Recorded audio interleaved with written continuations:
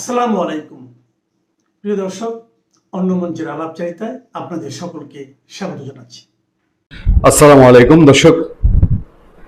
জুলাইয়ের সুবিধাভোগীরা যারা নিজেদেরকে জুলাই যোদ্ধা হিসেবে এখনো দাবি করে, মানে এখনো জুলাই ব্যবসাটা যারা রমরমা রাখতে চায় বা জুলাই ব্যবসা করে ইউনূস সরকারের কয়েকটা বছর, 1.5টা বছর যারা একেবারে সাংঘাতিক রকম ফর্মে ছিল, এদের ভেতরে যে একটা ধরপড়ানি শুরু হয়েছে, এটা 2-3 জায়গা থেকে হইতে পারে। একটা হয়তো আওয়ামী লীগ আসার ভয়, নিশ্চিতভাবেই তারা জানে যে আওয়ামী লীগকে আর তারা যেটা ভেবেছিল, তারা যেটা স্বপ্ন দেখেছিল যে আওয়ামী লীগকে ধূলিসাৎ করে ফেলবে, এইটা এখন বুঝতে পারছে যে এটা সম্ভব না।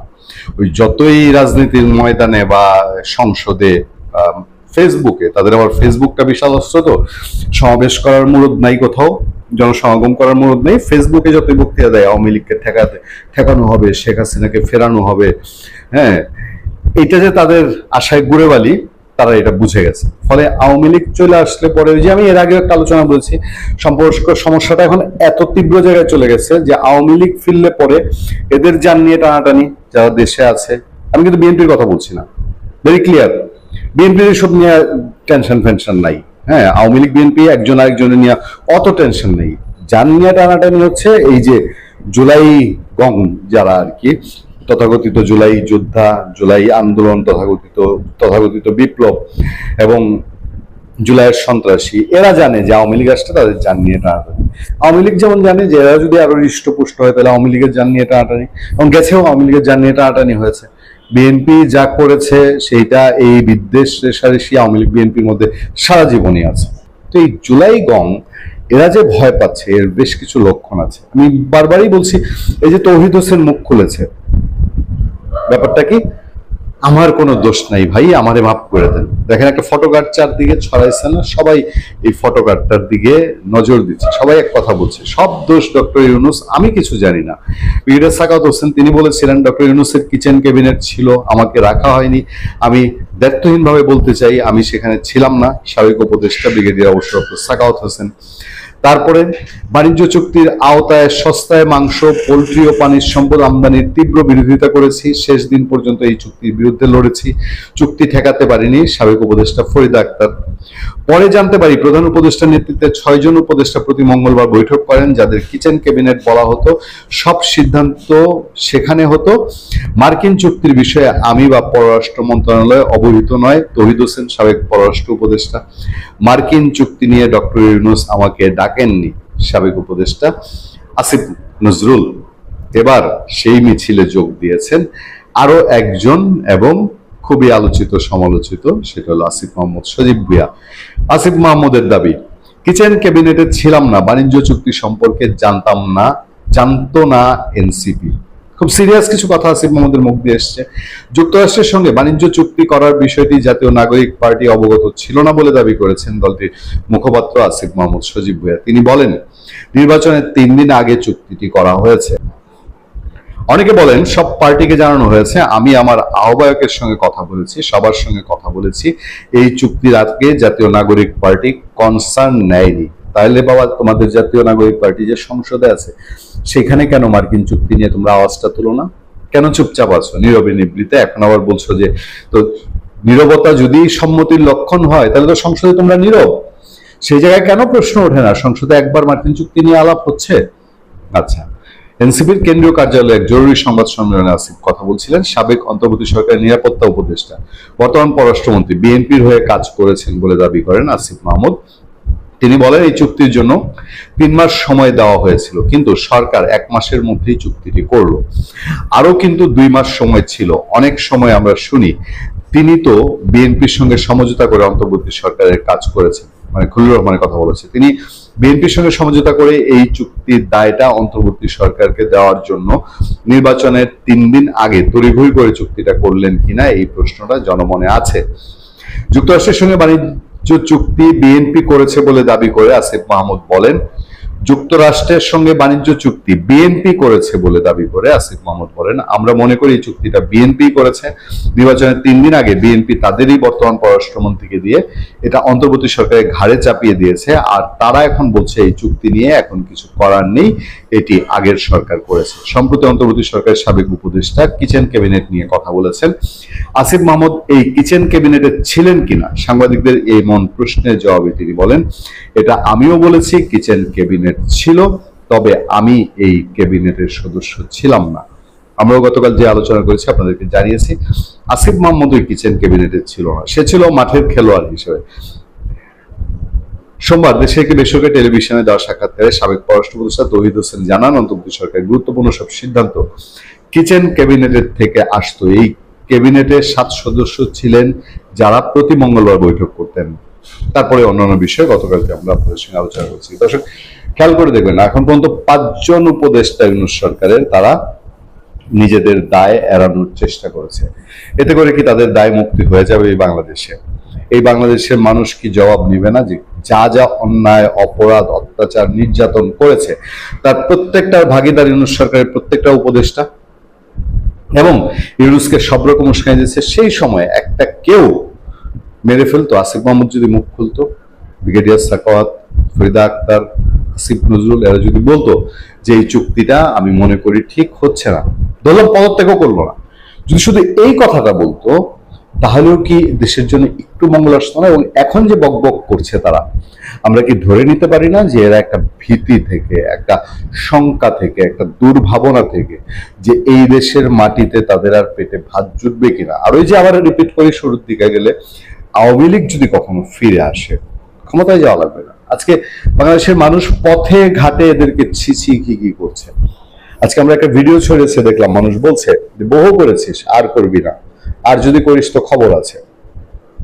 সমন্বয়ক, আহ্বায়ক, এই পরিচয়ে দেশের প্রতিটা আনাচে কানাচে মানুষকে ত্যক্ত বিরক্ত করে ফেলেছে, এবং তাদের উপরের শেল্টার হিসেবে ছিল এই উপদেষ্টা, যারা এখন শুধু কোন রকম বলছে আমি তো এটার মধ্যে ছিলাম না, আমার কোনো দোষ নেই। আপনারা দেখেছেন আমাদের এখানে সম্মানিত আলোচকরা আলোচনা করতে এসে বলেন পাকিস্তান যে গণহত্যা বাংলাদেশের উপরে করেছিল সেটারও দায় পাকিস্তানের সামরিক কর্মকর্তারাও নিতে চায়নি, একজন আরেকজনের উপরে দোষ চাপাতো। এই পাকিস্তানের প্রেতাত্মা ইউনূস সরকার এখন আবার তারা নিজেরা বাঁচার জন্য একে অন্যের প্রতি দায় চাপানোর একটা প্রতিযোগিতায় নেমেছে। বাংলাদেশের পররাষ্ট্রমন্ত্রী খলিলুর রহমান নিঃসন্দেহে খুবই গভীর জলের মাছ, এটার বলার অপেক্ষা রাখে না। কারণ একটা মানুষ একটা সরকারে নিরাপত্তা উপদেষ্টা হিসেবে ছিল, এবং থাকার পরে পরবর্তী একটা নির্বাচিত সরকারে একেবারেই খুবই অবাক করে দিয়ে সবাইকে তিনি সেই সরকারের একটা নির্বাচিত সরকারের পররাষ্ট্রমন্ত্রী হয়ে গেছেন। মানুষ তখনই বুঝেছে যে ডালমে কুচ কালা হয়, এবং এইখানে বিএনপির হাত পা আমেরিকার কাছে কি বাঁধা। বিএনপি কি সত্যি এতটা দৈন্যদশায় ভুগছে যে তার একজন পররাষ্ট্রমন্ত্রী দেওয়া সম্ভব হয়নি? নিঃসন্দেহে না, এখানে বড় কোনো গেম আছে, এবং খলিলুর রহমান যে পররাষ্ট্রমন্ত্রী থেকে যাবেন, এইটা কি সেই যে লন্ডন বৈঠক ডক্টর ইউনূসের, এবং যেই বৈঠকের পেছনে একেবারে সুচারু প্লেয়ারের মতন খেলেছেন ডক্টর খলিলুর রহমান, সেই বৈঠকে কি নির্ধারণ হয়ে গিয়েছিল যে খলিলুর রহমানকে পররাষ্ট্রমন্ত্রী হিসেবে পরবর্তীতে রাখতে হবে, এবং খলিলুর রহমান আমেরিকার যত এজেন্ডা ইউনূস সরকারের সময় বাস্তবায়ন করেছে, আর যা বাকি আছে, যদি ধরেন যে সামরিক চুক্তির কথা এখন বলা হচ্ছে, সেটা ওই খলিলুর রহমানের মাধ্যমেই একেবারে 100% বাস্তবায়ন করা হবে। পররাষ্ট্রমন্ত্রী একটা আজগবি ছুটি নিয়ে একেবারে বাংলাদেশের মিডিয়া এখন তোলপাড় করা খবর, এই পররাষ্ট্রমন্ত্রী খলিলুর রহমান তিনি নাকি ছুটিতে যাচ্ছেন, এবং প্রায় 1 বছরের ছুটি তার। খবরটা আগে আমরা চোখ বুলাই, ইংরেজি দৈনিক টাইমস অফ বাংলাদেশের প্রথম পাতার খবর, খলিলুরস আনপ্রেডিক্টেড ইউএনজিএ লিভ প্ল্যান রাইজেস এনিউবাস, অর্থাৎ খলিলুর রহমান নজিরবিহীন ছুটির পরিকল্পনা বিস্ময় বা সন্দেহ তৈরি করেছে। এই খবরে বলা হয়েছে বাংলাদেশের পররাষ্ট্রমন্ত্রী খলিলুর রহমান এক নজিরবিহীন সিদ্ধান্তের কথা জানিয়েছেন। তিনি বলেছেন, জাতিসংঘ সাধারণ পরিষদের ইউএনজিএ সভাপতি নির্বাচিত হলে তিনি পররাষ্ট্রমন্ত্রীর পদ থেকে 1 বছরের জন্য ছুটি নেবেন। গত 13 মে জাতিসংঘে আয়োজিত এক আনুষ্ঠানিক মত বিনিময় সংলাপে এন্ডোরার এক প্রতিনিধির প্রশ্নের জবাবে তিনি এই তথ্য প্রকাশ করেন। ইউএনজি এর পূর্ণকালীন সভাপতি হিসাবে দায়িত্ব পালন করতে হলে তাকে বাংলাদেশের পররাষ্ট্রমন্ত্রীর পদ থেকে পদত্যাগ করতে হবে কিনা অ্যান্ডোরার প্রতিনিধির প্রশ্নের জবাবে খলিলুর রহমান বলেন তিনি পদত্যাগ করবেন না। পররাষ্ট্রমন্ত্রী জানান তার প্রধানমন্ত্রী এটি অত্যন্ত স্পষ্টভাবে বলে দিয়েছেন যে পূর্ণকালীন দায়িত্ব হিসাবে এই পদটি গ্রহণের জন্য তাকে 1 বছরের রেহাই দেওয়া হবে। তার মানে তারেক রহমানের উপরে তিনি চাপিয়ে দিয়েছেন যে তারেক রহমান তাকে বলেছেন যে তাকে 1 বছরের জন্য ছুটি দেওয়া হবে। তার এই বক্তব্য থেকে ইঙ্গিত পাওয়া যায় তার এই ছুটির পরিকল্পনা ইতিমধ্যে প্রধানমন্ত্রী তারেক রহমানের সঙ্গে আলোচনা করে চূড়ান্ত করা হয়েছে। তবে এই 1 বছরের ছুটির প্রস্তাব পররাষ্ট্র মন্ত্রণালয়ের অনেক কর্মকর্তাকে অবাক করেছে, কারণ তারা এ ধরনের কোনো ব্যবস্থার বিষয়ে আগে থেকে কিছুই জানতেন না। তবে বাংলাদেশ সরকারের কার্যবিধি বা রুলস অফ বিজনেস অনুযায়ী কোনো মন্ত্রীকে ছুটি দেওয়ার এখতিয়ার আছে প্রধানমন্ত্রী। এদিকে পররাষ্ট্রমন্ত্রী তার দায়িত্বের শুরুর দিকে একটা বড় সময় জাতিসংঘ সাধারণ পরিষদের নির্বাচনী প্রচারের কাজে বিদেশে কাটিয়েছেন। বিষয়টি কূটনৈতিক ও নীতি নির্ধারকদের মধ্যেও পররাষ্ট্র মন্ত্রণালয়ের কার্যকারিতা নিয়ে বিতর্কের জন্ম দিয়েছে। এই দেশে আর কি কি যে সম্ভব, আমি সেই প্রশ্নটাই আবার করতে চাই যে আমাদের বাংলাদেশে তারেক রহমান সরকার বিএনপি কি এতই দৈন্যতায় ভুগছে যে তার খলিলুর রহমানকেই লাগবে পররাষ্ট্রমন্ত্রী? এই লোককে আমি গাছেরটাও খাবো, তলারটাও খাবো, ইউনূস আমলে কামিয়েছে, ইউনূস আমলে খেয়েছে, এখন জাতিসংঘের সাধারণ পরিষদে সেখানে সভাপতিত্ব করবে, আবার বাংলাদেশের পররাষ্ট্রমন্ত্রীর পদও রাখবেন আবার 1 বছর পর। কি এমন মিশন বাকি রয়ে গেছে খলিলুর রহমানের যে 1 বছর পর এসে তার আবার সেই কোনো না কোনো একটা মিশন বাস্তবায়ন করতে হবে, তাকে বাংলাদেশের পররাষ্ট্রমন্ত্রী হিসেবে থেকেই যেতে হবে? আসলে এটা কি প্রভাব পড়বে, এটা একটা রাজনীতিতে যারা সরে ক খ জানে তারা বুঝে ফেলেছে। কারণ একজন মন্ত্রী যখন বলে এবং একজন প্রেসিডেন্ট যখন বলে যে নরেন্দ্র মোদী ভারতের প্রধানমন্ত্রী যা চাইবে তাই হবে, বিষয়টা কি দাঁড়ালো? মানে বিষয়টা এরকম যে আমাদের ভূঁইয়া সাহেব ফোন করে আপনাকে বলল যে ফরিদ সাহেব আমার সাথে গুসা করে আছে কেন, উনি যা চান তাই হবে, মানে একটা ওনার তরফ থেকে পুরা ব্ল্যাঙ্ক চেক দিয়ে দেওয়া হয়ে গেল। তারপরে তিনি মানবেন কি মানবেন না সেটা পরের কথা, কিন্তু তিনি কিন্তু বলে ফেলেছেন। এই বলার মধ্যে দিয়ে একটা বার্তা গেল যে, যেটা আপনি শিরোনাম দিয়েছেন, ভারত নির্ভর আমেরিকা, মানে আমেরিকা নির্ভর ভারত নয়। আপনি শিরোনামটা ঠিক উল্টো করে দিয়েছেন এবং এটা সত্য। মানে ভারত এই মুহূর্তে, আমি বারবার বলি কিন্তু আমাকে অনেকেই কত রকম যে সমালোচনা করে। আপনি দেখেন এখানে আমরা এটা নিয়েও এই চ্যানেলে আলোচনা করেছি, সেখানে ভূঁইয়া সাহেব ছিলেন, যে ইউরোপীয় ইউনিয়নের প্রেসিডেন্ট বলে যে তারা মাদার অফ অল ডিল স্বাক্ষর করেছে নরেন্দ্র মোদীর সাথে। আমরা এখানেই আলোচনা করেছি। দুবাই তাকে ডেকে নিয়ে দুবাইয়ের শাসকেরা, আমিরেরা চলে আসে উইদাউট নোটিশে, চা খেতে চলে আসে নরেন্দ্র মোদীর কাছে। সৌদি আরব তাকে লাল গালিচার সংবর্ধনা দেয়। মিডল ইস্টের যারা শাসক রয়েছেন তারা নরেন্দ্র মোদীকে ভাই বলে, ভাই। আমেরিকা তাকে বলতেছে যে তিনি যা চান তাই হবে। রাশিয়া চলে এসেছে, শুধুমাত্র চায়নাটা একটু তাছাড়া পৃথিবীর কোন দেশ ভারতের সাথে সুসম্পর্ক চায় না? ফ্রান্স নতুন চুক্তি করে ফেলেছে, এখন শুধু ফ্রান্সের থেকে বিমান আনবে না, তাদের সেই বিমান খোদ ভারতেই পয়দা করা হবে, মানে তৈরি করা হবে। তো এই প্রিয় দর্শক, আপনি ঠিকই লিখেছেন আমেরিকাকে বিশ্বাস করা কঠিন, কিন্তু কারো মুখ দিয়ে এই কথাটা বের করা যে আপনার কথায় আমি যা বলবেন তাই হবে, এই কথাটা কারো মুখ দিয়ে বের হওয়া মানে বোঝেন, সেটা হলো তাকে স্বীকৃতি দেওয়া। এখন পরে আপনি কি করলেন সেটা পরের বিষয়। রাজনীতিতে ব্যবসায়, তারপর জুয়া খেলায় কাউকে তো আপনি বিশ্বাস করতে পারবেন না, এটাই স্বাভাবিক। কিন্তু তারপর এই যে স্বীকৃতি, এটা একটা গুরুত্ব বহন করে। কারণ নরেন্দ্র মোদী তো মার্কিন প্রেসিডেন্ট তো পৃথিবীর কারো জন্য বলেন নাই, কোনো শাসকের জন্য যে আপনি যা বলবেন তাই হবে, এটা কারোর জন্য বলে নাই, ভারতের জন্য বলেছে। ভারতের সবচেয়ে পরীক্ষিত বন্ধু, আপনারা কি জানেন 89 সালে ভারত আর পাকিস্তান যুদ্ধ লাগিয়ে দিতে চেয়েছিল এই রাশিয়া। সেটা ভারত টের পায়, টের পাওয়ার কারণে সেই যুদ্ধটা হয় না। মানে এই সোভিয়েত ইউনিয়ন তখন তখন সোভিয়েত ইউনিয়ন ভাঙেনি, চেয়েছিল ভারতের সাথে পাকিস্তানের যুদ্ধ হয়ে যায়, এটা তারা চেয়েছিল। তো রাজনীতিতে এরকমই হবে। তারপরেও প্রকাশ্য, আমি যদি আপনাকে প্রকাশ্য বলি যে যে আমাদের এখানে যারা যে দুইজন আছেন তারা যা বলবে তাই হবে, এই স্বীকৃতি কিন্তু কোনো অংশে কম না। আর অবশ্যই এই বিষয়টা প্রভাব পড়বে, কোনো সন্দেহ নাই। আমেরিকা ভালো করেই জানে যে এই মুহূর্তে বাংলাদেশ প্রসঙ্গে ভারত আমেরিকার উপর অসন্তুষ্ট, খুব ভালো করেই জানে। এখন আমেরিকার মনে কি আছে আর ভারতের মনে কি আছে এটা তো কেউ জানে না। রাজনীতিতে আবারও বলি, রাজনীতি, ব্যবসা, যুদ্ধ, প্রেম, এইখানে কে যে কার পক্ষে কে যে কার বিপক্ষে এটা আমরা জানি। কেউ কারো পক্ষে বা বিপক্ষে যে কোনো সময় যেতে পারে, সেটা আলাদা বিষয়। আপনি বিশ্বাস করলেন না করলেন সেটা আলাদা বিষয়। দেখা গেছে আপনার সবচেয়ে সবচেয়ে কাছের বন্ধুটা যুদ্ধে আপনার পিছনে ছুরি মারবে।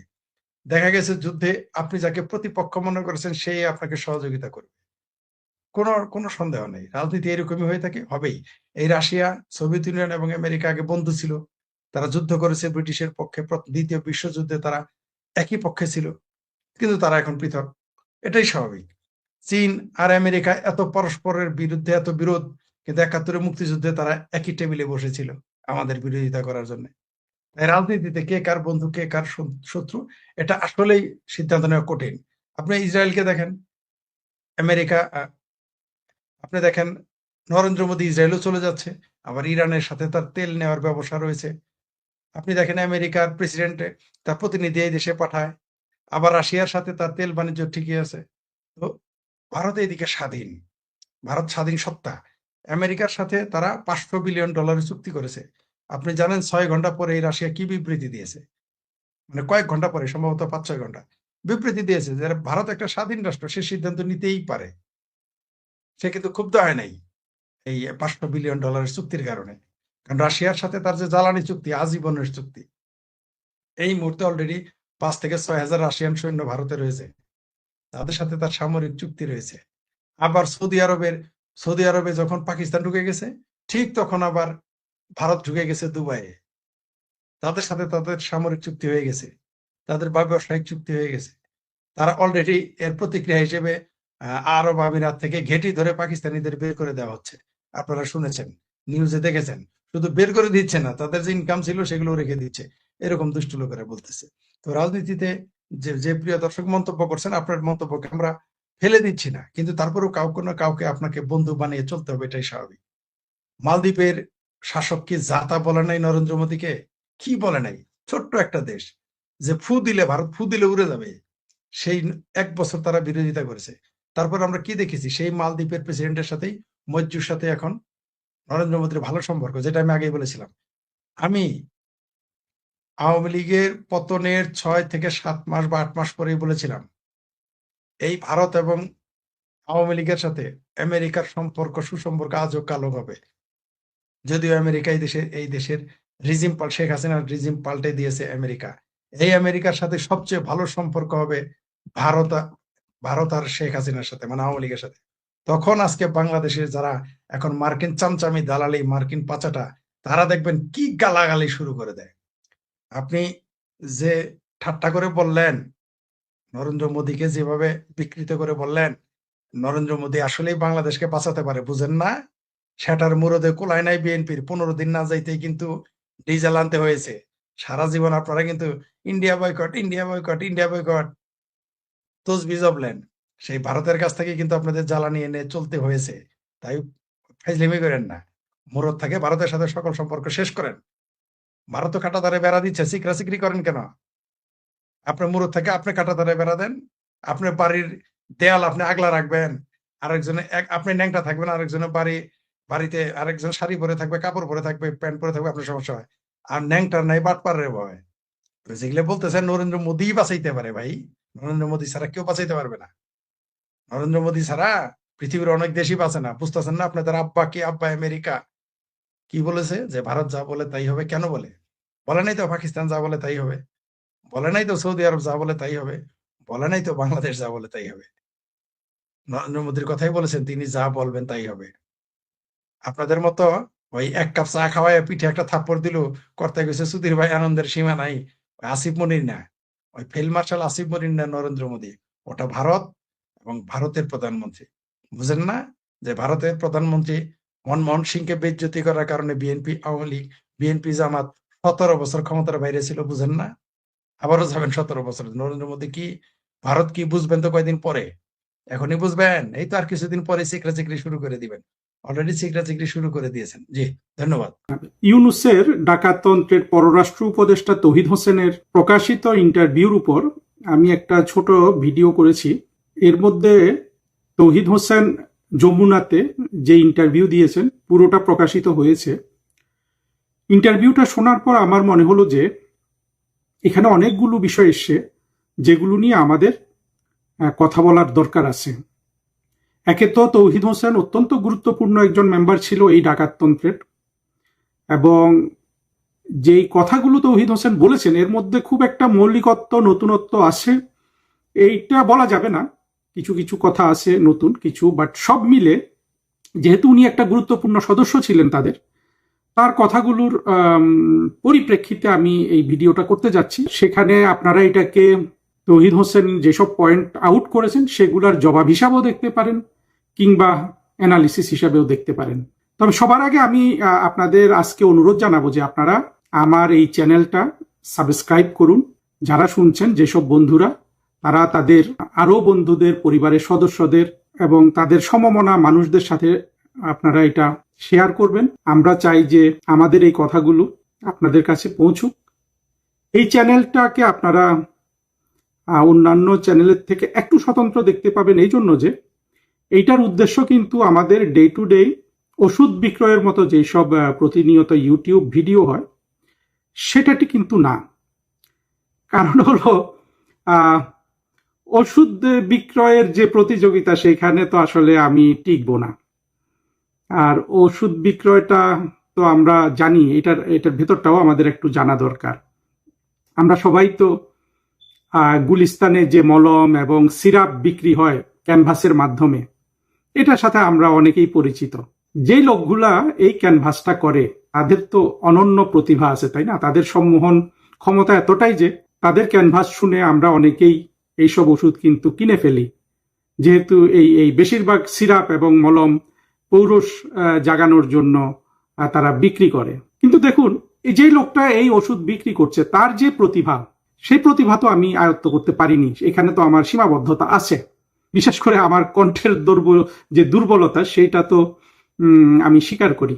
এই ওষুধ বিক্রির প্রতিভা নিয়ে তো মানুষ, কেউ ওষুধই বিক্রি করে সারা জীবন, কেউ ইউটিউবার হচ্ছে, কেউ কিন্তু সলিমুল্লাহ হচ্ছে, কেউ আবার কিন্তু নোবেল প্রাইজও পেয়ে যাচ্ছে ইউনূসের মতো। আপনাদের কি কখনো মনে হয়েছে যে ইউনূস যে যোগ্যতা বলে নোবেল প্রাইজ পেয়েছে সেটা কি কোনো অংশে এই যে যাদেরকে আমরা ওষুধ বিক্রেতা বলছি, হয়তো তাদেরকে এখানে একটু ছোটও করা হয়ে যাচ্ছে, তাদের যে প্রতিভা তার থেকে তো ইউনূসের প্রতিভা খুব একটা বেশি নয়। ইউনূস যে এই 2025 বা 24 সালে একটা বক্তৃতা দিল, আমরা সবাই এই বক্তৃতা শুনেছি যে তার কাছে চিঠি এসছে, সেই চিঠিতে বাংলাদেশের তরুণদের জাপান চাচ্ছে, ইউরোপ চাচ্ছে, আমেরিকা চাচ্ছে, 25-এ যদি এই অবস্থা হয়, 26-এ কি অবস্থা হবে, 27-এ কি অবস্থা হবে। হ্যাঁ, এত তরুণ পৃথিবীতে আর কে দিতে পারে ইউনূস ছাড়া? চিন্তা করেন, একটা লোক 20 কোটি মানুষের সামনে দাঁড়িয়ে কত বড় ধাপ্পাবাজির একটা বক্তৃতা দিয়ে দিল। এটা একটা বিরল প্রতিভা না? সেই প্রতিভা তো আমি দেখাতে পারবো না। আমার যতটুকু পড়াশোনা আছে, যতটুকু দেখেছি যে সাধারণত এই বক্তৃতা যারা পারঙ্গম তারা বেশিরভাগই ইতিহাসের টাউট বাটপার। আমরা যেমন পিনাকির মধ্যে দেখি মাহফুজুর রহমানের মধ্যে দেখি, মাহমুদুর রহমানের মধ্যে দেখি, ফরহাদ মজহারের মধ্যে দেখি। আসলে আমি যতদূর দেখেছি যে 2 জন বাগ্মীকে আমি বলতে পারি যে তারা টাউট বাটপার ছিলেন না। একজন আব্রাহাম লিঙ্কন, একজন জন এফ কেনেডি। অবশ্য এদেরকে বা বাগ্মী বলবো কিভাবে? দুটো বক্তৃতা, যেটা সেই আব্রাহাম লিঙ্কনের যে গেটিসবার্গ স্পিচ সেটাও তো লিখিত ছিল, আর জন এফ কেনেডির যে বিখ্যাত ইনোগারাল স্পিচ সেটাও তো লিখিত ছিল। হিটলার, মুসলিনি, তারা বক্তৃতায় পারঙ্গম ছিলেন, বক্তৃতা করে তারা লোক সমাগম করতে পারতেন, কিন্তু সেটা তো নেতিবাচক, তাই না? কোনো কিছু তো পৃথিবীর কোনো কিছু তাদেরকে সন্তুষ্ট করতে পারেনি। হিটলার যদি সারা পৃথিবী দখল করে ফেলতো, তাহলে কি হিটলার সন্তুষ্ট হতো? আমার তো মনে হয় হতো না। তখন তার মনে হতো যে এবার মহাবিশ্ব দখল করি। তেমনি দেখবেন আপনি ফরহাদ মজহারকে, পৃথিবীর কোনো কিছু এই ব্যক্তিটাকে আপনার সন্তুষ্ট করতে পারবে না। যেমন সে 24-এর জঙ্গি উত্থান নিয়েও কিন্তু সন্তুষ্ট নয়। তা আমরা তো ফরহাদ মজহার বা হিটলার, মুসলিনি এদের মতো নেতিবাচক সমাজ গঠনের জন্য বা নেতিবাচকতা তৈরির জন্য আমরা কিন্তু এখানে লেকচার দিচ্ছি না। আমরা বঙ্গবন্ধুর মতো ইতিবাচক সমাজ তৈরির জন্য, স্বপ্ন সৃষ্টির জন্য আমরা এখানে লেকচার দিচ্ছি। কাজেই আমার এই লেকচারগুলোকে আপনারা কন্টেন্ট দিয়ে বিচার করবেন, একটু ধৈর্য নিয়ে শুনবেন। কেউ 10 মিনিট শুনলেন, কেউ 5 মিনিট শুনলেন। আমার চেষ্টা আছে, আমার টিম যেটা, একটা টিম আমার হয়েছে, 2 জন সদস্য এখানে, তারা ভিডিওগুলো এডিট করে, ওরা এই চ্যানেলটাকে আপনাদের কাছে পৌঁছানোর চেষ্টা করছে। আমি যখন ইউনুসের ডাকে সাড়া দিয়ে ঢাকা না গিয়ে অটোয়াতে চলে আসি, তখন আমার মনে হয়েছিল যে আমি বোধহয় শেখ হাসিনাকে অনেক ভালোবাসি, এই জন্য বোধহয় আমি এই কাজটা করলাম। কিন্তু আমার এই যে 2 জন ছোট ভাই, যারা সম্পূর্ণ আপনার বেগার খেটে এই ভিডিওগুলা এডিট করছে, আমি দেখলাম ওরা শেখ হাসিনাকে যে পরিমাণ ভালোবাসে, আমি তো সেই পরিমাণ ভালোবাসতে পারিনি। এবং শেখ হাসিনাকে আমার খুব সৌভাগ্যবান মনে হয়েছে। আমরা দেখেছি খালেদা জিয়া যখন জেলে যান, তার জন্য আসলে তেমন কোনো বিএনপির কর্মীরা সেইভাবে জান দেয়া যেটাকে বলে সেটা দেয়নি। এইটা থেকে প্রভাবিত হয়ে ফজু পাগলা বা ফজলুর রহমান বলছিল যে শেখ হাসিনার জন্য 20টা-25টা মানুষ রাস্তায় মরে গেল না কেন। এইটার সাথে আমিও একটু সুর মিলিয়েছিলাম, কারণ তখনকার পরিস্থিতিতে আমার মনে হয়েছিল যে এরকম হলেও হতে পারত। কিন্তু এখন যেহেতু আওয়ামী লীগের অনেক তৃণমূলের সদস্য, কর্মী, সমর্থক, তাদেরকে দেখি তারা কেউ কেউ আমার সাথে যোগাযোগ করে, তখন দেখি যে আসলে শেখ হাসিনার জন্য রাস্তায় জীবন দিয়ে দেওয়ার জন্য তার শত শত সৈনিক রয়েছে। এটা কিন্তু বাংলাদেশের আর কোনো রাজনৈতিক নেতার নাই। আমি জানি শেখ হাসিনা এটা নিশ্চিতভাবে অনুভব করেন যে তাকে তার কর্মীরা কতটা ভালোবাসে। আমাদের এই ক্ষুদ্র প্রচেষ্টা, যেটাকে আমরা বৃহৎ প্রচেষ্টায় রূপান্তর করতে চাই, সেটা হলো যে আমাদের শক্তি ভালোবাসা। আমরা শেখ হাসিনাকে ভালোবাসি। আমরা শেখ হাসিনাকে ভালোবাসি এই জন্য যে শেখ হাসিনাই কেবল বাংলাদেশকে সঠিক রাস্তায় আনতে পারেন, এবং আমরা একটা আলোকিত সমাজ দেখতে চাই। আমরা মুক্তিযুদ্ধের চেতনাকে ভালোবাসি। এই ভালোবাসার নিবেদন আমাদের, এবং আমাদের উদ্দেশ্য অত্যন্ত পরিষ্কার। যে ওষুধ বিক্রির যে ভূমিকা দিয়েছিলাম, সেখান থেকেই বলি যে আমাদের উদ্দেশ্য হলো যে আমাদের যে তরুণ শ্রেণীটা আছে, তাদের মধ্যে যারা তো আউট অ্যান্ড আউট জঙ্গি হয়ে গেছে, তাদেরকে আর আমরা কিছু করতে পারবো না। কিন্তু যারা এখনো আওয়ামী লীগের সমর্থকদের পরিবারের সন্তানরা, তরুণ কিশোর কিশোরী আছে, মুক্তিযুদ্ধের পক্ষের মানুষ তো বাংলাদেশে অনেক আছে, বিশেষ করে 24-এর জঙ্গি উত্থানের অনাচার দেখার পর তো অনেক মানুষ আবার নতুন করে ভাবছে, কারণ সবাই তো দেখতে পাচ্ছে আসলে দেশটাকে ইউনুস ধ্বংস করে দিয়েছে। সেখান থেকে আমরা নতুন আমাদের যে তরুণ সমাজ হবে, তাদের যদি আমরা চিন্তার খোরাক দিতে পারি, তাদেরকে যদি আরো ভালো মানুষ হিসাবে গড়ে তুলতে পারি, তাদের যদি দেশপ্রেম আমরা জাগাতে পারি, এবং কিভাবে ভালো মানুষ হওয়া যায়, কিভাবে সৎ মানুষ হওয়া যায়, সত্যি সত্যি ধাপ্পাবাজ না হয়ে একটা জেনুইন হিউম্যান বিং হওয়া যায়, এই জায়গায় যদি আমরা আমাদের মুক্তিযুদ্ধের পক্ষের নতুন জেনারেশনকে অনুপ্রাণিত করতে পারি, তাহলে আমাদের এই চ্যানেলের যেটা উদ্দেশ্য সেটা সার্থক হবে। আপনারা সাথে থাকবেন। আমি ফেসবুকে অনেক কড়া কড়া কথা লিখতে হয় ইম্প্যাক্টের জন্য। এই চ্যানেলে আমি চেষ্টা করব আপনারা যাতে আপনাদের যত পরিবারের ছোট ছোট সদস্য আছে তাদেরকে যদি শোনাতে চান, কারণ আমার একটা দীর্ঘমেয়াদী স্বপ্ন হলো যে আমরা জেনারেশনটাকে চাই। আমরা তো ইউনুসের মাধ্যমে একটা জেনারেশনকে হারিয়ে ফেলেছি। একটা জেনারেশনের অনেক বড় অংশকে কিন্তু ইউনুস ধ্বংস করে দিয়ে চলে গেছে।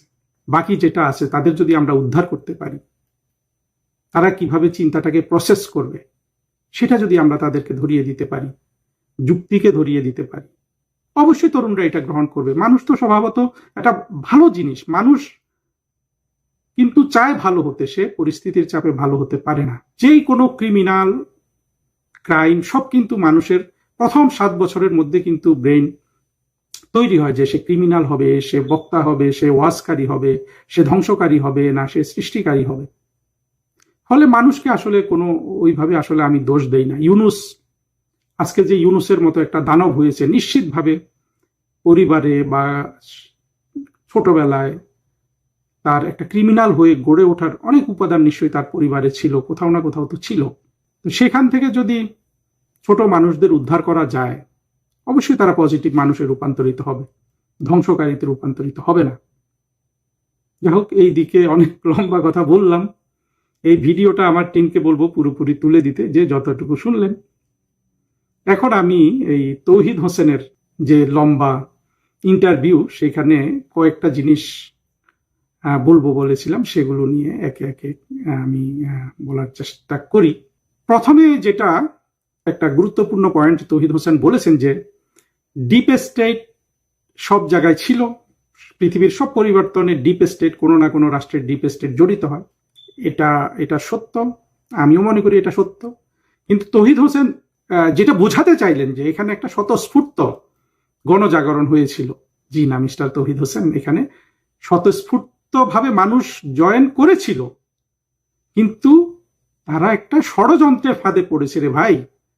তারা ডিপ স্টেট বলুন, বাংলাদেশের জঙ্গি স্বাধীনতা বিরোধীদের বলুন, তাদের ষড়যন্ত্রের ফাঁদে পড়েছে। ষড়যন্ত্রটা কি? কিভাবে শেখ হাসিনা সরকারকে ফেলে দেওয়া যায়। এবং তার জন্য তারা অত্যন্ত জনপ্রিয় একটা ইস্যুকে বেছে নিল, যে চাকরি। সেটাকে তারা বানালো বৈষম্যহীন সমাজ। এবং অত্যন্ত জনপ্রিয় একটা ইস্যু যেহেতু তারা তৈরি করেছে, অনেক তরুণ, অনেক ছাত্রছাত্রী এখানে বিভ্রান্ত হয়েছে।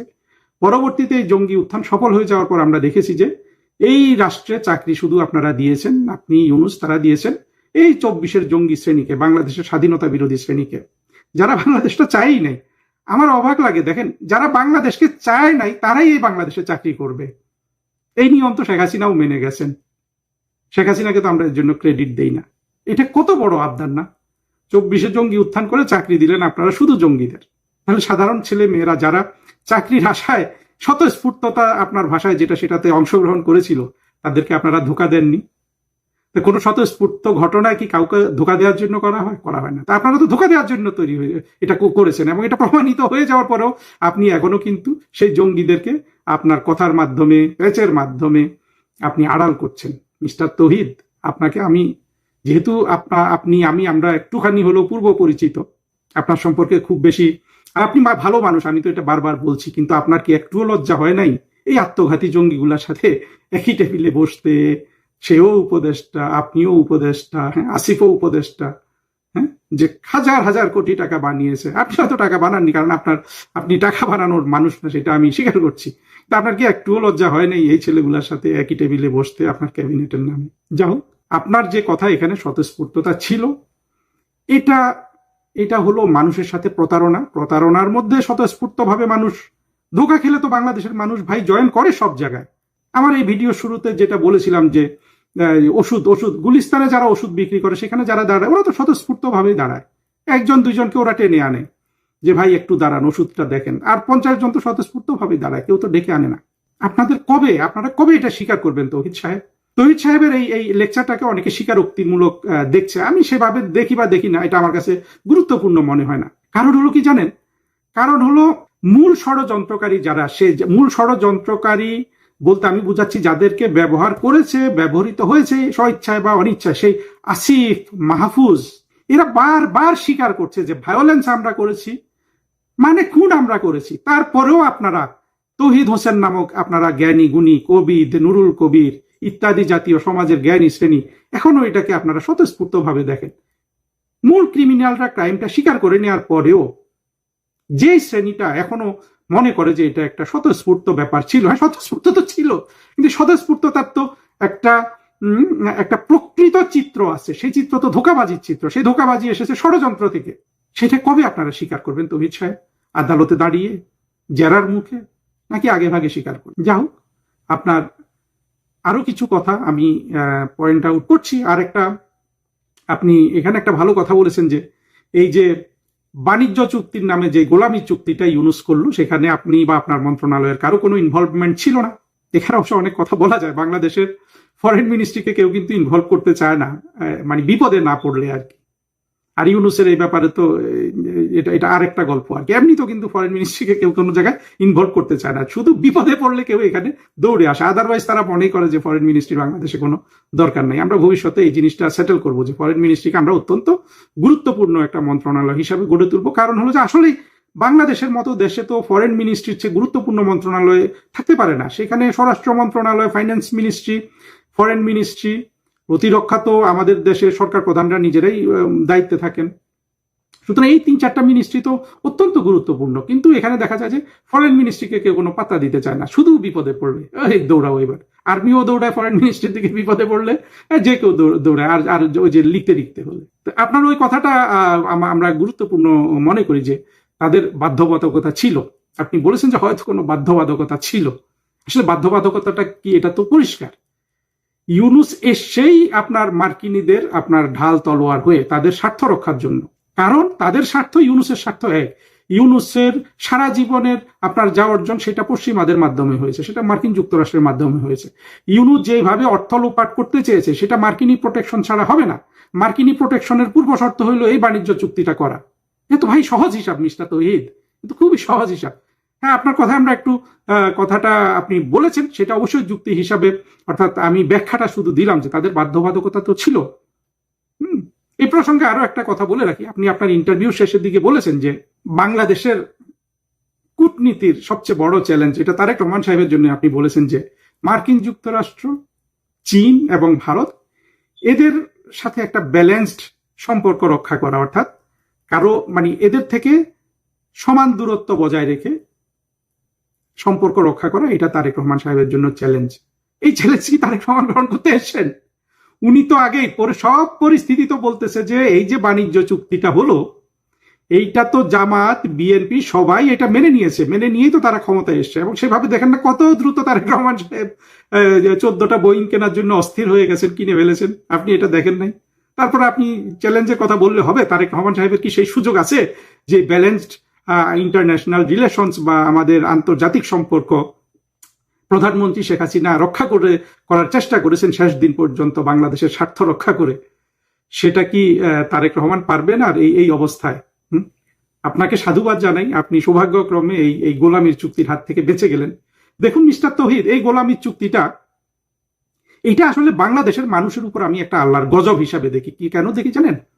বাংলাদেশের এই স্বাধীনতা বিরোধী শক্তি, যাদের বলবো যে মানসিকভাবে যাদের সাথে আপনি কিছুটা মানে যাদের মানসিকতা মিস্টার তৌহিদ হোসেন আপনি শেয়ার করেন, আপনার সাথে যা আপনার সহানুভূতি তাদের প্রতি, এই এই এই স্বাধীনতা বিরোধী শক্তিরা 50টা বছর দেশ বিক্রির অভিযোগ নিয়ে এসেছিল শেখ হাসিনার বিরুদ্ধে, আওয়ামী লীগের বিরুদ্ধে, যারা বাংলাদেশ সৃষ্টি করেছে তাদের বিরুদ্ধে বাংলাদেশ বিক্রির অভিযোগ। বিক্রিটা কার কাছে? ভারতের কাছে। কিন্তু এই ঘটনাটা কখনো বাংলাদেশে ঘটে নাই।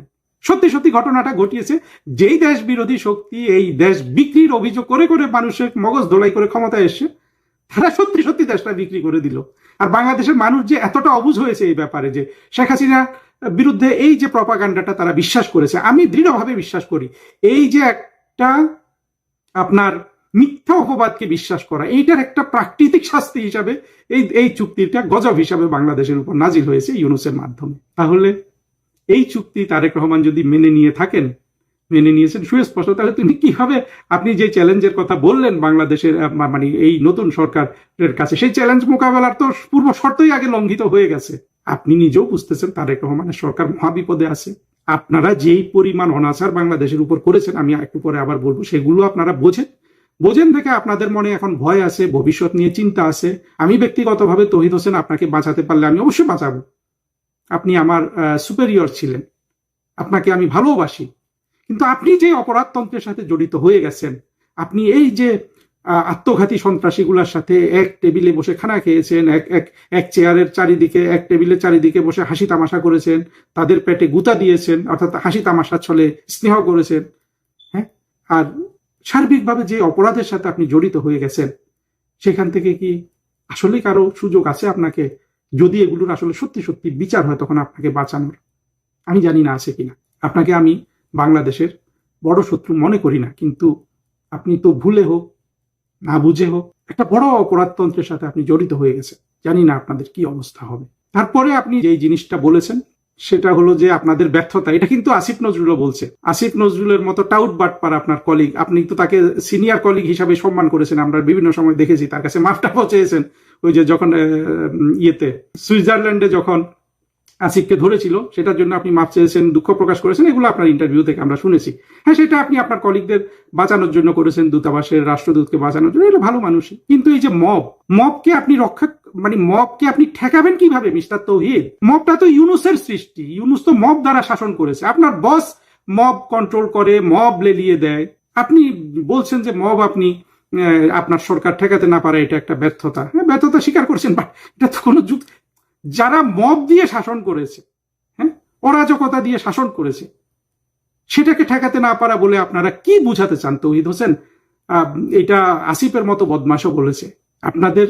হ্যাঁ, আপনি বলেছেন যে যখন দিনে দুপুরে আপনি নাম নেননি, সেটা হলো যে 32 নম্বরে বঙ্গবন্ধুর বাড়ি ছিল, এখন যেটাকে মিউজিয়াম করা হয়েছিল, বাংলাদেশের একটা অত্যন্ত অমূল্য সম্পদ আপনারা ধ্বংস করেছে। শুধু এই অপরাধটার কারণে, 32 নম্বরের বাড়িটা ধ্বংসের কারণে ইউনুস সরকারের যত সদস্য আছে প্রত্যেকের ফাঁসি হওয়ার উপযুক্ত আপনার কি বলবো যে দায়িত্ব অবহেলা ঘটে গেছে। আপনি এটা বোঝেন না? আপনি বলেন আপনি 33 বছর সরকারি চাকরি করেছেন, নিশ্চয়ই বোঝেন। আপনি বোঝেন, আমি জানি আপনার আপনি যে ক্যাবিনেটের সদস্য ছিল তাদের কেউ তো বোঝে এটা। হ্যাঁ, আপনারা এটা থেকে বেঁচে যেতে পারতেন যদি আপনারা যেটাকে বলছেন যে যেটাকে প্রোটেক্ট করছেন, যে একটা স্বতঃস্ফূর্ত আন্দোলন হয়ে গেছে, সেটা যদি সফল হতো। সেই সাফল্যের পূর্ব শর্ত ছিল সব আওয়ামী লীগকে মেরে ফেলা। আমরা বাংলাদেশের আজকে কত 8 কোটি মানুষ যদি আওয়ামী লীগের সমর্থক হই দেশে বিদেশে, আপনি কতজনকে মারতে পারতেন এই মব দিয়ে?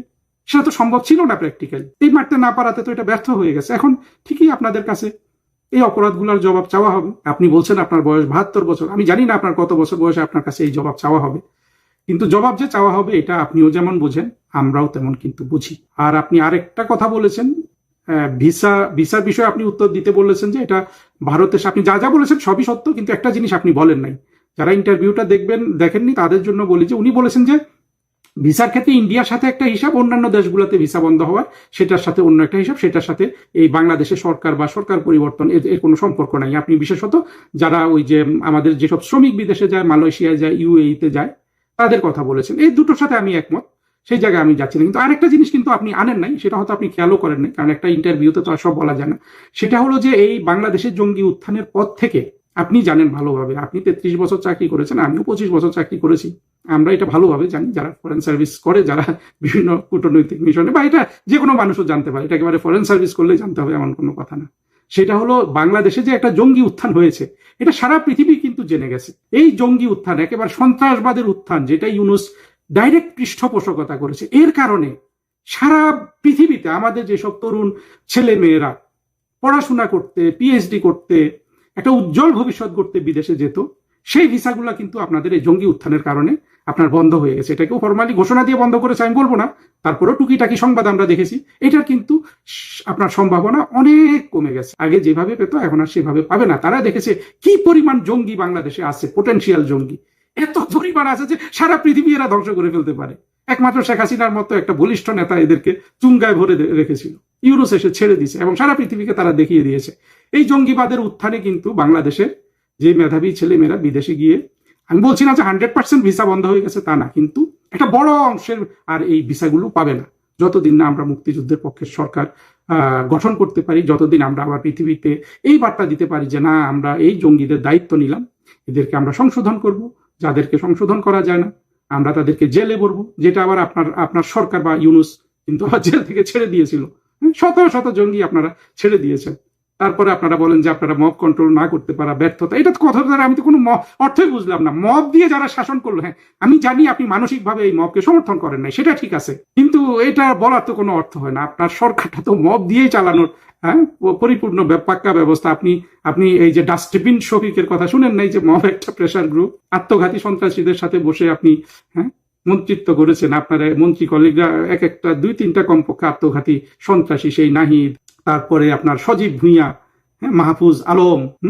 তো এসব কথা বললে বুঝি যে আসলে আপনারা এমন একটা সিচুয়েশনের সাথে ইনভলভ হয়ে গেছেন, এমন একটা অরাজকতার আপনারা সদস্য হয়েছেন, যেটা আসলে মানে আপনি একজন ভালো, আমি বলবো যে ঠান্ডা মাথায় কথা বলার চেষ্টা করেন, কিন্তু আসলে তো কোনো ভাষা দিয়েই আপনি এগুলো প্রকাশ করতে পারবেন না। প্রকাশ করা মানে নিজেকে অপমানিত করা, নিজের দায়টাকে আরেকটু বেশি স্বীকার করে নেওয়া, তাই না? যা হোক, এখন সবচেয়ে গুরুত্বপূর্ণ বিষয়টা নিয়ে আমি আলোচনা করব। তৌহিদ সাহেব, এই জায়গাটা আমার অবজারভেশনটা খুবই সিরিয়াস। যারা এই ভিডিওটা শুনছেন তারা এই অন্তত এখন যে কথাগুলো বলবো এটা একটু গুরুত্বপূর্ণ হিসাবে বিবেচনা করবেন। তৌহিদ হোসেন অনেক কথা বলেছেন, সেখানে উনি একটা কথা যেটা বলেছেন, যেটা আমি প্রবলভাবে আপত্তি জানাচ্ছি, বাংলাদেশের মুক্তিযুদ্ধের পক্ষ থেকে আমি এই আপত্তিটা জানাচ্ছি, এবং আমি এই অসুখটা আমি বহু জায়গায় দেখেছি, সেজন্য আমি এটার উত্তর দিতে যাচ্ছি। কেন?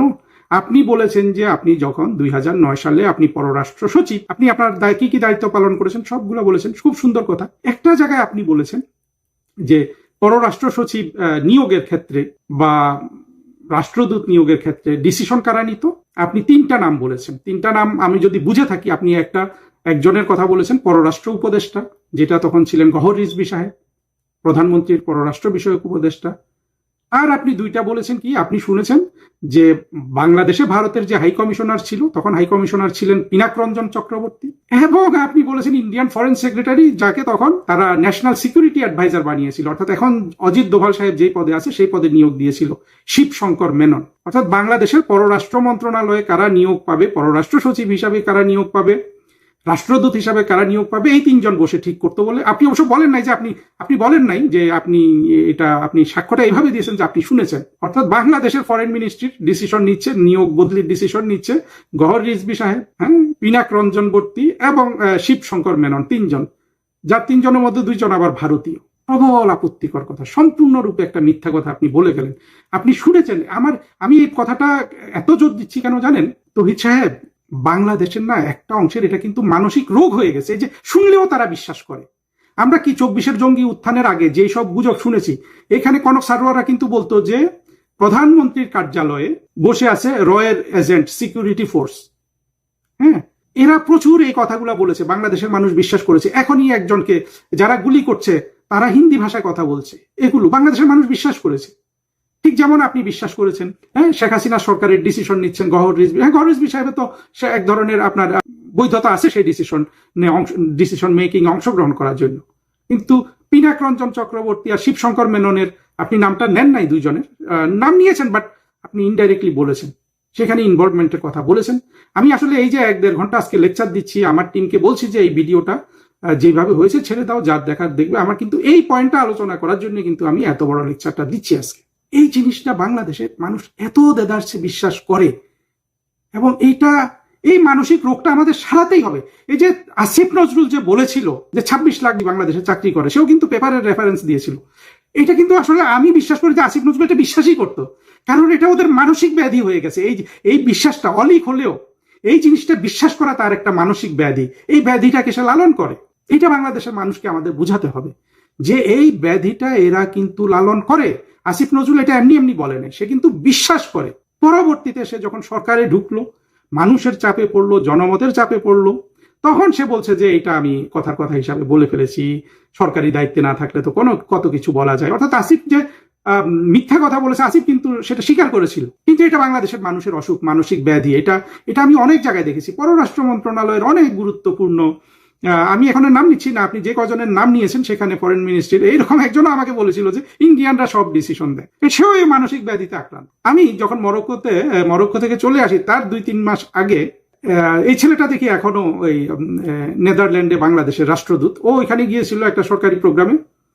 সেও বিশ্বাস করতো, সে ফরেন মিনিস্ট্রিতে সাউথ এশিয়া ডেস্কের ডিজি ছিল, সে বিশ্বাস করতো বাংলাদেশে 26 লাখ বাংলাদেশি ছিল। সে কখন এটা বিশ্বাস করে? যখন আসিফ নজরুল অলরেডি স্বীকার করে ফেলেছে যে বাংলাদেশে 26 লাখ বাংলাদেশি নাই। এটা সে যখন দায়িত্বহীন লোক ছিল, অর্থাৎ তার যখন কোনো সরকারি দায়িত্ব ছিল না, তখন সে এটা বাদ কি বাদ বলে ফেলেছে। আসিফ নজরুল এই কথা বলার পরও ওই যে ফরেন মিনিস্ট্রির ওই রাষ্ট্রদূত যে সাউথ এশিয়া ডেস্কে কাজ করেছে, সে বিশ্বাস করে বাংলাদেশে 26 লাখ ভারতীয়। আমার ধারণা এই রোগে আক্রান্ত অনেক মানুষ এখনো বিশ্বাস করে। আসিফ নজরুল স্বীকার করার পরও বিশ্বাস করে যে বাংলাদেশে 26 লাখ ভারতীয় বাংলাদেশে এখনো চাকরি করে। ওই রাষ্ট্রদূতের সাথে ওর একটা অফিসার গেছে, সেও বিশ্বাস করে। সে আবার দেখি তার রাষ্ট্রদূতের সাথে তাল মিলাচ্ছে। আমি ওদেরকে কিন্তু বুঝাতে সক্ষম হই নাই যে এগুলো মানুষের ফ্যান্টাসি। আমাদেরকে এই জায়গাটায় ভালোভাবে কিন্তু এই অসুখটা সারাতে হবে। এই অসুখ না সারালে বাংলাদেশকে আমরা রক্ষা করতে পারবো না। বাংলাদেশের এই যে ভারতের আধিপত্যকে কিল করতে হবে, এই শ্রেণীটা আসলে বুঝাতে চায় বাংলাদেশকে আওয়ামী লীগকে কিল করতে হবে। ভারতের সাথে আমার কোনো প্রেম সখ্য কিচ্ছু নাই, আমি ভারতকে প্রতিবেশী মনে করি, আমি এই ব্যাপারে খুবই বাস্তববাদী। কিন্তু এই যে একটা মিথ্যা আরোপ করা হয় শেখ হাসিনার উপর, বঙ্গবন্ধুর উপর, বাংলাদেশের মুক্তিযুদ্ধের উপর, শক্তির উপর, আমাদের মূলধারার উপর, এই অসুখটা আমাদের কিন্তু আপনাদের সারিয়ে দিতে হবে। তৌহিদ সাহেব, আপনার মতো লোক যদি বিশ্বাস করে যে হ্যাঁ গওহর রিজভী, তারপরে পিনাক রঞ্জন চক্রবর্তী আর শিবশঙ্কর মেনন ঠিক করছে কে ফরেন সেক্রেটারি হবে কে হবে না, এটা তাহলে রোগটা কার না হতে পারে বলেন? কার এই রোগ হবে না যদি তৌহিদ হোসেন সাহেবের হয়? কিন্তু দেখুন তৌহিদ হোসেন সাহেব, আপনি কিন্তু আপনার এই বক্তৃতাতেই আপনি কিন্তু আবার আপনার এই বিশ্বাস যে ভুল, সেটা আমি একটা ছোট্ট যুক্তি দিয়ে প্রমাণ করছি। যুক্তিটা কি? আপনি এই একই বক্তৃতায় বলেছেন যে মিজারুল কায়েসকে আপনারা ভারতে হাই কমিশনার বানানোর জন্য এগ্রিমো চেয়েছিলেন, ভারত সেই এগ্রিমো নাকচ করে দিয়েছে। তো ভারত যদি এই এগ্রিমো নাকচ করে মিজারুল কায়েসের জন্য, আর তার মানে হলো যে শিবশঙ্কর মেনন, পিনাক রঞ্জন চক্রবর্তী কিংবা ভারতের গভর্নমেন্ট যারা এই দায়িত্বে ছিল বাংলাদেশের ফরেন মিনিস্ট্রিতে কারা চাকরি করবে, কারা কোন পোস্টে যাবে ঠিক করার, শেখ হাসিনা তাদের ডিসিশনে যদি এই লোকগুলোকে বসান, আর ভারত যদি মিজারুল কায়েসের এগ্রিমো নাকচ করে দেয়, তার মানে তো ভারত মিজারুল কায়েসকে পছন্দ করে না। তাহলে নিশ্চয়ই মিজারুল কায়েসকে শেখ হাসিনা ফরেন সেক্রেটারি বানাতে পারতো না। এটা যদি শেখ হাসিনার ইন্ডিপেন্ডেন্ট ডিসিশন না হয়, এটা যদি শিবশঙ্কর মেননের ডিসিশন হয়, পিনাক রঞ্জন চক্রবর্তীর ডিসিশন হয়, কিংবা ভারতীয়দের ডিসিশন হয়, তাহলে ভারতীয়রা যাকে ফরেন তাদের হাইকমিশনার, তাদের দেশে হাইকমিশনার হিসাবে অ্যাকসেপ্ট করলো না, তারাই যদি এই ডিসিশনগুলো দেয়, তাহলে তারা কেন বাংলাদেশের ফরেন সেক্রেটারি হিসাবে মিজারুল কায়েসকে অ্যাকসেপ্ট করবে? কারণ ভারতে যে বাংলাদেশের যে হাইকমিশনার হয়, তার চেয়ে তো যে ফরেন সেক্রেটারি হয় তার গুরুত্ব বেশি ভারতের কাছে, ভারত যদি ওইভাবে এটা নিয়ন্ত্রণ করার সক্ষমতা রাখে। তৌহিদ সাহেব, এই যে আপনি যে এত বড় একটা মানসিক ব্যাধিতে আক্রান্ত, আপনি কি বুঝতে পেরেছেন? আপনার কথার মধ্যে আমি শুধু আপনার বক্তৃতা, আপনার ইন্টারভিউ থেকে আমি জবাবটা দিলাম। আপনি একবারও চিন্তা করেছেন যে আপনি বলছেন যে মিজারুল কায়েসকে ইন্ডিয়ানরা এগ্রিমো দেয় নাই, তাহলে কি করে মিজারুল কায়েসকে তারা ফরেন সেক্রেটারি মেনে নিল? আমার অবাক লাগে যে আপনাদের মানসিক ব্যাধি কত গভীরে আমাদের দেশে ভারত বিদ্বেষ, হিন্দু ঘৃণা কত গভীরে ঢুকেছে। আপনারা যারা আমার এই ভিডিওটা শুনেছেন, তারা শুধু তৌহিদ হোসেনের এই এখন ইন্টারনেটে যেই ইন্টারভিউটা ঘুরে বেড়াচ্ছে এইটা শুনবেন। আমি কিন্তু তৌহিদ হোসেনের কথা থেকে তৌহিদ হোসেনকে জবাব দিলাম। আপনারা জবাবটা আপনাদের মনের সন্তুষ্টি অনুযায়ী পেয়েছেন কিনা আমাকে একটু জানাবেন।